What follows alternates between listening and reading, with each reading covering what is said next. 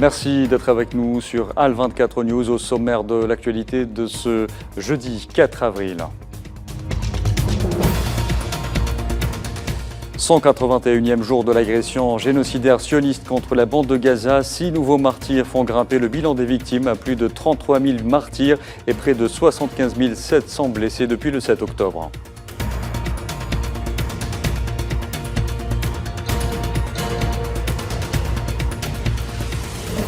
Plusieurs pays européens, dont l'Espagne, se disent prêts à reconnaître un État palestinien souverain suite à la relance officielle par l'État de Palestine de la procédure pour devenir État membre à part entière de l'ONU.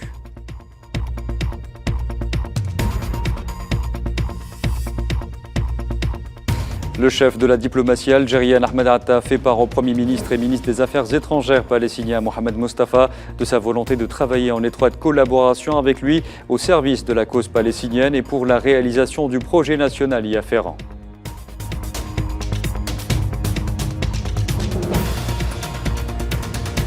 Et puis l'OTAN célèbre à Bruxelles ses 75 ans d'existence sur fond de tensions accrues autour du conflit russo-ukrainien. Retour dans ce journal sur le parcours et les perspectives de cette organisation.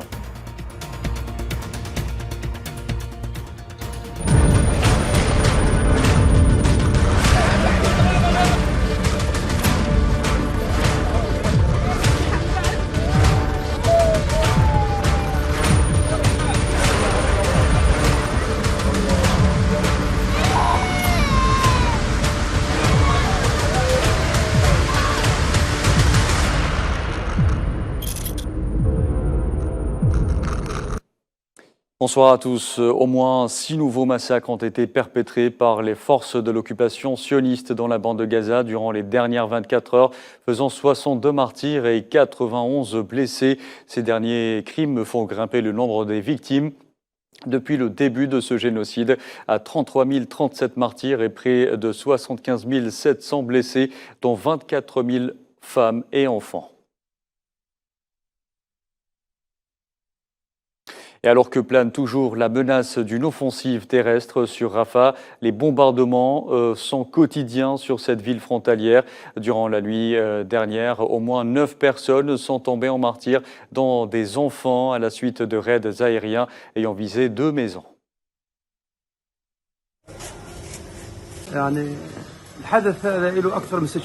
Cet événement se produit depuis plus de 6 mois. Chaque jour, des enfants deviennent martyrs.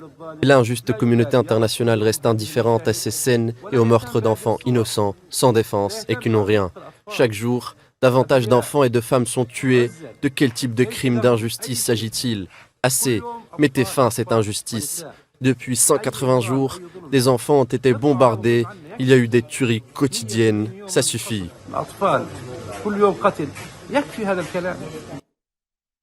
Et le centre de la bande de Gaza fait aussi l'objet d'intenses bombardements. 2 Palestiniens sont tombés en martyrs et plusieurs autres ont été blessés suite à des raids ayant visé le camp de Nusayrat ainsi que le sud de Deir el-Balah. Plusieurs autres personnes ont été également blessées à la suite de tirs d'artillerie qui ont visé des maisons dans les quartiers de Zaytoun et de Tel Hawa dans la ville de Gaza.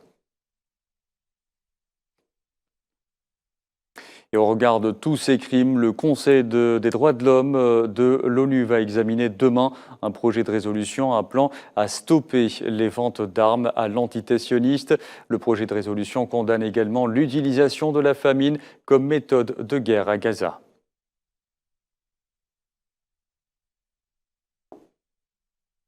Et le Conseil de sécurité consultera chaque membre pour réfléchir à la voie à suivre au sujet de l'adhésion à l'ONU de l'État de Palestine en tant qu'État membre à part entière. C'est ce qu'a indiqué la représentante permanente de Malte à l'ONU, Vanessa Frazier, dont le pays préside le Conseil de sécurité.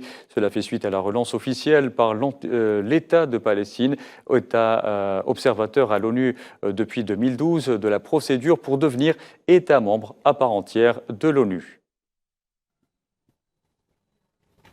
Je pense que nous avons publié hier une déclaration indiquant que la présidence a reçu la lettre et que conformément aux méthodes de travail, nous avons fait circuler la lettre parmi les membres du Conseil de sécurité. Nous consulterons chaque membre pour examiner les voies à suivre appropriées. Nous sommes déjà prêts, en fait. Merci. Et je vous en parlais en titre. Dans ce contexte, l'Irlande, l'Espagne, la Slovénie et Malte ont exprimé leur volonté de reconnaître un État palestinien souverain. Madrid est allé jusqu'à afficher sa disposition à appuyer la demande de la Palestine à l'ONU. Souhila Kilal. L'impact du génocide sioniste à Gaza, qui dure depuis 6 mois maintenant, a contribué contre toute vraisemblance à faire bouger les lignes en donnant de la visibilité au dossier palestinien sur le plan international.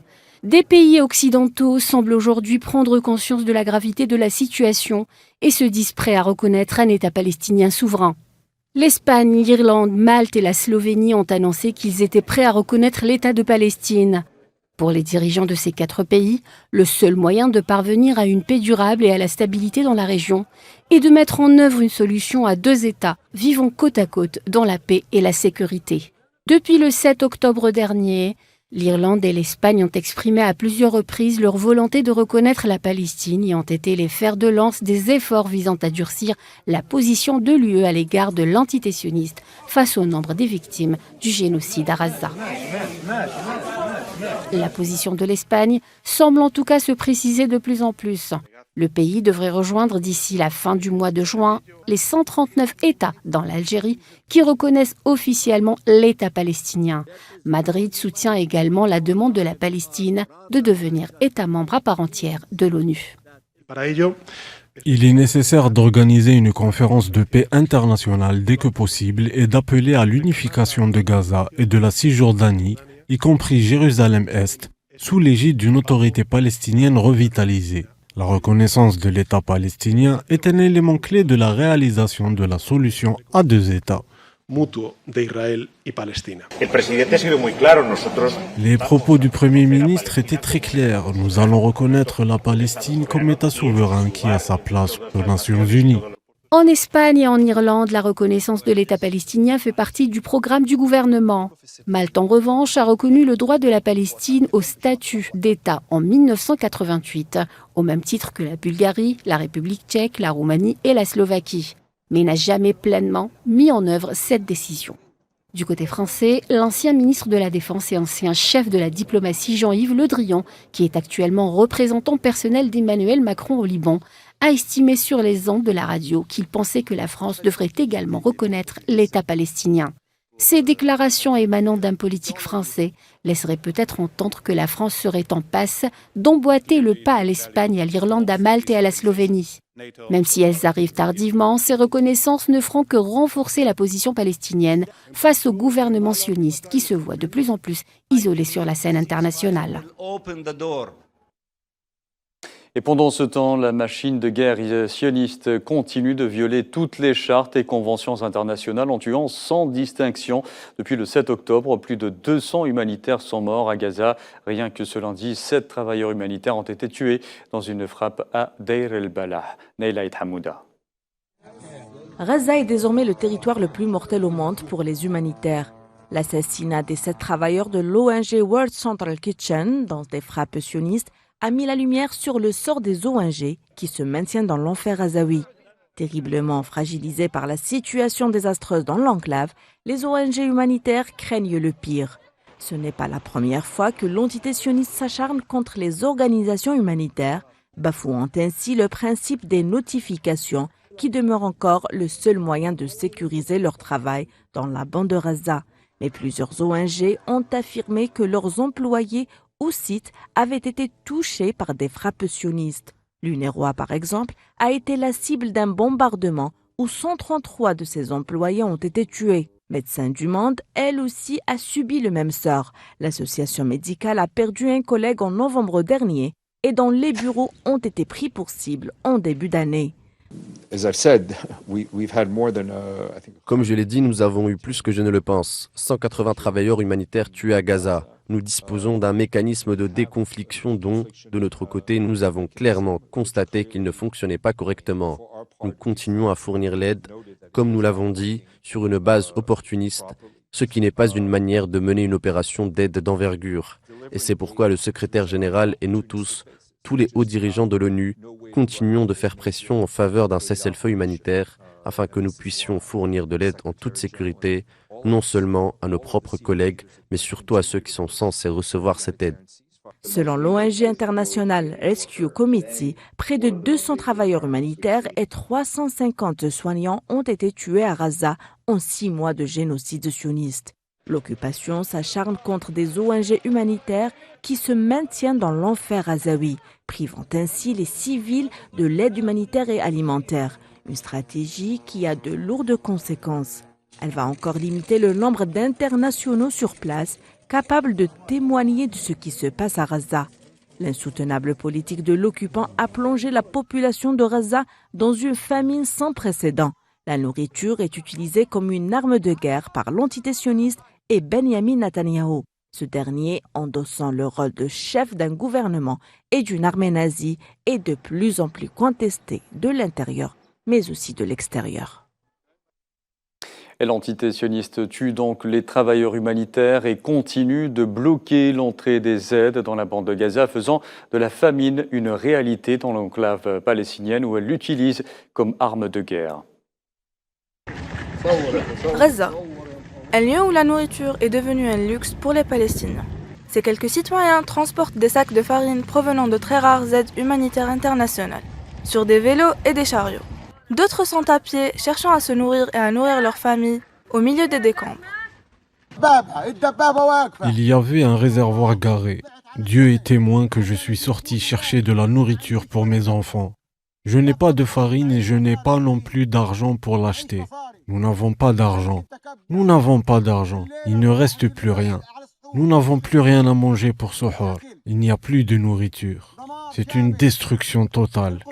Sauvez-nous. Aidez-nous. Que Dieu nous aide. Ces habitants qui ont perdu le goût de la vie échappent à la mort et risquent leur vie pour quelques kilos de farine ou un sac de céréales. Alors que la stratégie de famine savamment orchestrée par l'occupation sioniste est condamnée à l'échelle internationale, car les ONG et les agences onusiennes trouvent d'énormes difficultés à remplir leur mission humanitaire. Certains d'entre eux ont même été tués. Netanyahou et son gouvernement continuent de priver le peuple palestinien du moindre besoin vital. La situation est très difficile. Nous y allons pour mourir et souffrir pour 10 ou 12 kilos de farine. Comment cela peut-il suffire pour 16 ou 17 personnes? Comment 10 kilos de farine peuvent-ils suffire? Comment des distributions d'aide de 5 kilos de farine peuvent-elles suffire? Comment de la farine pour 17 ou 20 personnes peut-elle suffire? En l'absence d'aide humanitaire, la nourriture continue d'être utilisée comme une arme de guerre à Gaza. Le nombre de martyrs dus à la famine s'élève à plusieurs dizaines de personnes. Gaza plus que jamais, un cimetière à ciel ouvert et aux perspectives fermées. Et dans ce climat de terreur, les humanitaires de l'ONU ont suspendu les mouvements d'aide nocturne dans la bande de Gaza pour au moins 48 heures à la suite de l'assassinat par l'entité sioniste de membres du personnel de l'organisation non gouvernementale World Central Kitchen.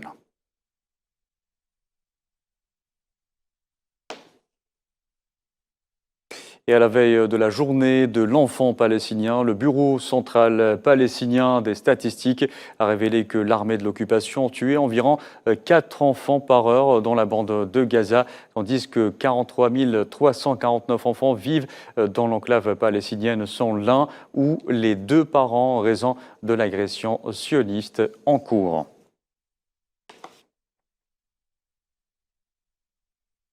Et hier, le Conseil de sécurité s'est réuni pour discuter des enfants et des conflits armés, en particulier des conséquences du refus d'accès humanitaire aux enfants. Une session lors de laquelle l'Algérie a dénoncé les exactions de l'occupant sioniste vis-à-vis des enfants palestiniens. Je suis frappée de constater que pas un seul mot n'a été prononcé pour exprimer la situation difficile dans laquelle se trouvent les enfants à Gaza. Toutes les délégations du Conseil de sécurité ont pourtant mis en lumière les conséquences dévastatrices du déni d'accès humanitaire dont souffrent aujourd'hui les enfants à Gaza.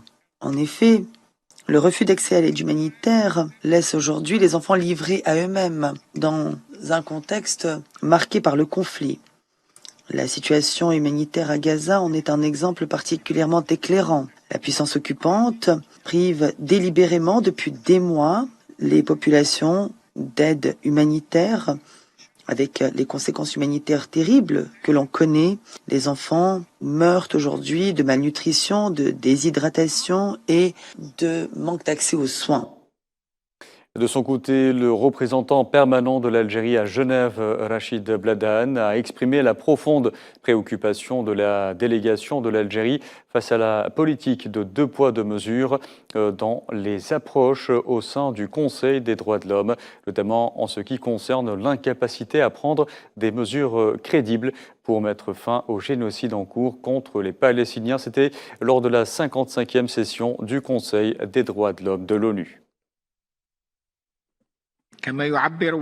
La délégation de mon pays exprime sa profonde inquiétude quant à la politique du deux poids, deux mesures, s'agissant des positions au sein du Conseil des droits de l'homme, en ce qui concerne le traitement relatif aux droits de l'homme dans certains pays, en comparaison avec l'absence de mesures crédibles pour mettre fin au génocide en cours contre les Palestiniens, dans la mesure où les disparités qui caractérisent les réactions au sein du Conseil alimentent à juste titre des craintes quant à la sincérité qu'ont certains pays à défendre les droits de l'homme dans le cadre des violations à grande échelle que commet l'occupant israélien contre les Palestiniens.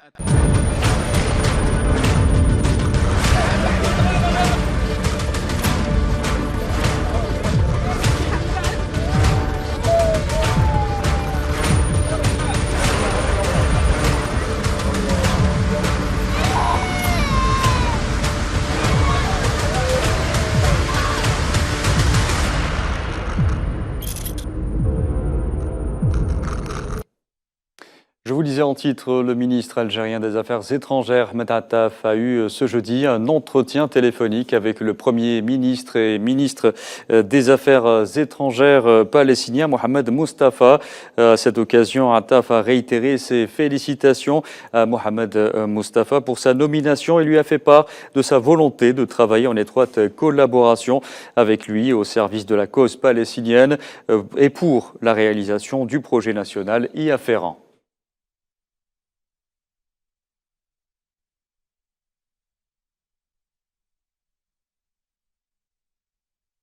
Et l'entretien du chef de la diplomatie algérienne avec le Premier ministre et ministre des Affaires étrangères de la Palestine, Mohamed Mustafa, est venu en application des décisions issues de l'entretien téléphonique de la veille entre le président algérien Abdelmadjid Tebboune et son homologue palestinien Mahmoud Abbas, qui lui a fait part de sa reconnaissance et de ses remerciements à l'Algérie, président, peuple et État, pour tout ce qu'elle a fait en faveur de la cause palestinienne, en particulier la récente résolution onusienne. À son tour, le président de la République algérienne a souligné les positions constantes de l'Algérie et la poursuite de son soutien à tous les efforts internationaux visant à rendre justice au peuple palestinien. Les deux présidents sont convenus d'une visite du chef du gouvernement et ministre des Affaires étrangères palestinien en Algérie après Eid el-Fitr.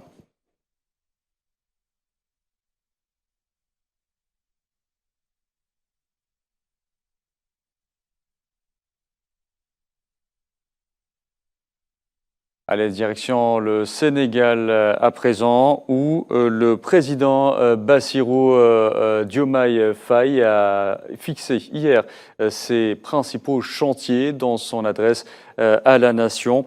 À la veille de la fête de l'indépendance du Sénégal, il a notamment promis de prendre des mesures fortes dans les jours à venir pour répondre aux besoins des Sénégalais qui sont fatigués, je cite, de la vie chère. La question du coût de la vie me préoccupe particulièrement et retient toute mon attention. Dans les jours à venir, des mesures fortes seront prises dans ce sens, après les concertations que j'entreprendrai avec les acteurs concernés. Nous demeurons fermement engagés dans la construction de l'intégration africaine et la réalisation des objectifs de la zone de libre-échange continentale africaine. Nos partenaires étrangers de tous horizons sont d'égale dignité pour nous. À tous, nous devons respect et considération. Et de tous, nous demandons respect et considération. Nous resterons engagés pour une gouvernance mondiale plus juste et plus inclusive, dans le respect de l'égale dignité des valeurs, de culture et de civilisation. Et je vous en parlais en titre, en ce 4 avril, se célébraient à Bruxelles les 75 ans de la création de l'organisation du traité de l'Atlantique Nord. Retour sur le parcours de cette organisation et de ses perspectives à l'aune des défis actuels. Safouane Bensabri. L'organisation du traité de l'Atlantique Nord a été créée le 4 avril 1949. Elle avait alors pour but de créer un cadre juridique à la présence militaire des États-Unis en Europe. Composée de 12 membres à ses débuts, l'organisation compte désormais 32 suite aux derniers élargissements incluant la Finlande et la Suède. 75 ans plus tard, la question du retrait de la présence américaine se pose désormais en coulisses. À l'approche des élections américaines, plusieurs responsables redoutent le retour de Donald Trump à la Maison-Blanche. Le secrétaire général de l'organisation a déclaré à l'occasion des 75 ans que l'Amérique et l'Europe avaient encore besoin l'un de l'autre. L'Europe a besoin de l'Amérique pour sa sécurité. Le partage équitable du fardeau est essentiel et l'Europe investit davantage, beaucoup plus cette année. La majorité des alliés de l'OTAN investiront au moins 2% de leur PIB dans la défense. En même temps, l'Amérique du Nord a aussi besoin de l'Europe. Les alliés européens disposent d'armées de classe mondiale, de vastes réseaux de renseignement et d'un levier diplomatique unique. Au cours de son histoire, l'organisation s'est illustrée plusieurs fois par des interventions controversées. Le bombardement de la Yougoslavie en 1999 avait provoqué la mort de plusieurs milliers de civils. 11 ans plus tard, l'intervention en Libye a plongé le pays dans un chaos dont il ne s'est toujours pas relevé. La question de l'adhésion de l'Ukraine fut maintes fois posée. L'élargissement de l'organisation a pris un nouveau tournant depuis le début du conflit ukrainien. En 1990, George Bush père aurait promis à Gorbatchev de ne pas élargir l'alliance à l'Est, une promesse non tenue, ayant poussé Moscou à intervenir en Ukraine. Et alors que l'OTAN fête ses 75 ans d'existence dans un contexte de tensions accrues autour du conflit russo-ukrainien, le secrétaire d'État américain Antony Blinken a affirmé que l'Ukraine deviendrait membre de l'Alliance transatlantique.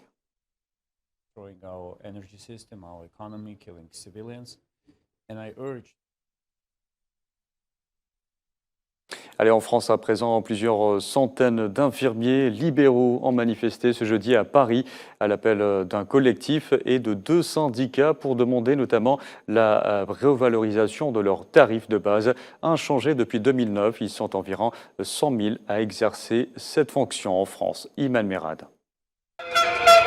Suite à l'appel d'un collectif et de 2 syndicats, les infirmiers libéraux de nouveau mobilisés à Paris ce jeudi pour manifester et réitérer leurs revendications auprès du gouvernement français.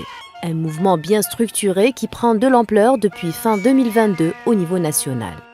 Depuis la crise sanitaire du Covid-19, les infirmiers libéraux restent dans l'attente d'une reconnaissance de leur profession et de mesures de revalorisation face à l'inflation grandissante. Ils se disent oubliés du Ségur de la santé.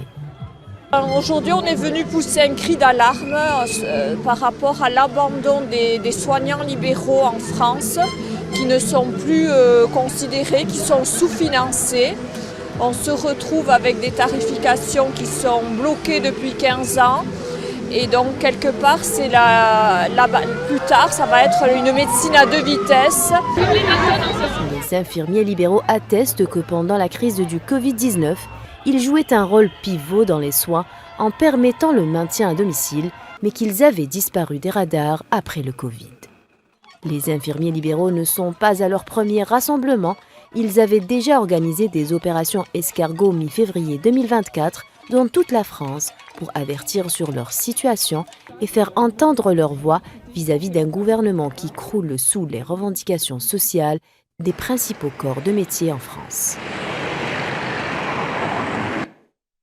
Voilà, et on arrive à la fin de ce journal. Merci à vous de l'avoir suivi. Vous pouvez revoir ce programme sur le site d'Al24 News ou à travers nos différentes plateformes en scannant le QR code qui s'affiche en bas de votre écran. Excellente soirée à tous.